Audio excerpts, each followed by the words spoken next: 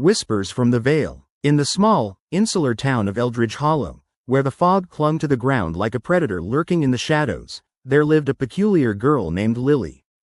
She was the kind of person who spoke to flowers as if they were compatriots and danced beneath the full moon, her laughter mixing with the sighs of the wind.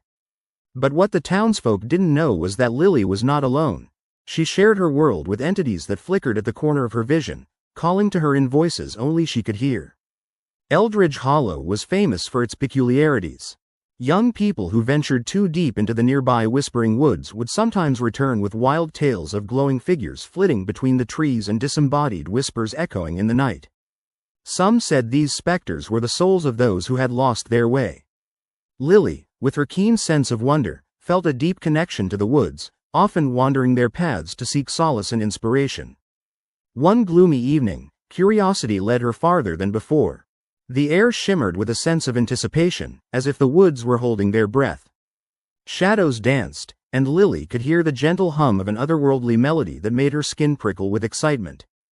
Drawn further in, she stumbled upon the Vale, a shimmering, translucent boundary tucked between two ancient oaks.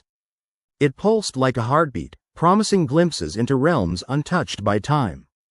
Tentatively, she reached out, and to her astonishment, the veil rippled under her fingers, revealing ethereal silhouettes drifting within.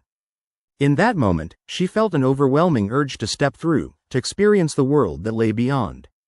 Without a second thought, she crossed the threshold, clutching her heart as her surroundings twisted and dissolved into a kaleidoscope of colors and sounds.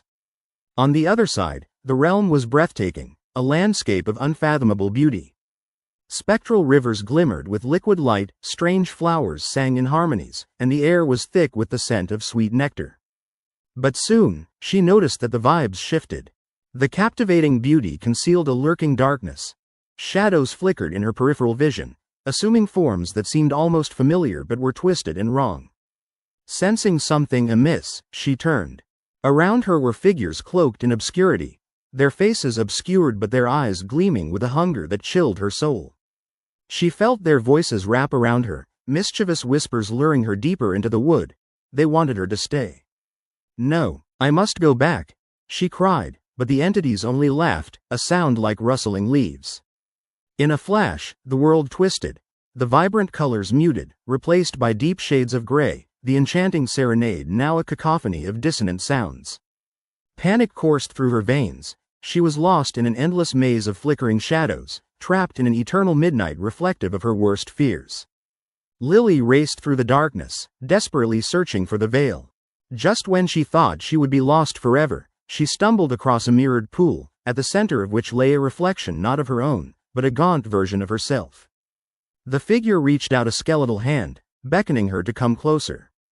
It whispered the truth, its voice an echo of her deepest insecurities.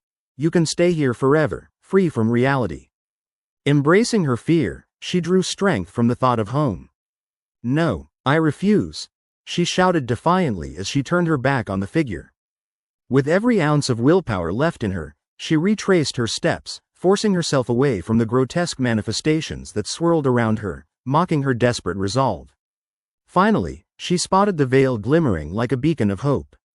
Heart racing, she dove through it just as the laughter of the entities crescendoed behind her, fading into the distance. As she tumbled back into the whispering woods, the fog closed like a curtain, obscuring the path she had taken. Panting, Lily finally found herself illuminated by the soft glow of the moonlight filtering through the trees. The cold night air nipped at her skin, and for the first time, she felt acute loneliness, a stark reminder of the wonder she had instinctively chased and the horror she had barely escaped. From that night on, the whispers beckoned her less often, but on occasion, she would catch sight of the flickering shadows glowing under the canopy of stars. She never forgot the entities who had tried to claim her. Every so often, when the moon hung low and heavy in the sky, she would wander to the edge of the woods and whisper a soft, "I am here," not in longing, but to remind herself of the balance between wonder and the terrifying unknown just beyond the veil.